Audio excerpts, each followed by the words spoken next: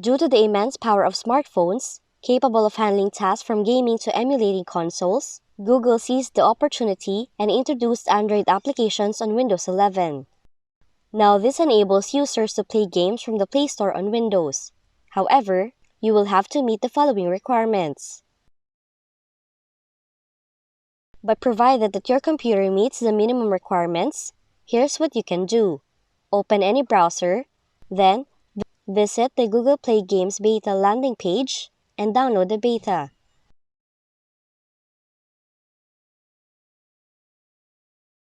Now once downloaded, navigate to your Downloads folder and install it. Next, open the application, select your profile, read and accept the terms, and after that, toggle whether you want to automatically send game platform diagnostic and application usage to Google. Once done, click the Accept option. Now after completing the formalities, you will be taken to the main Google Play Games Beta application. Now that's how easy you can play Android games on Windows computer. If you found this video helpful, kindly like and subscribe.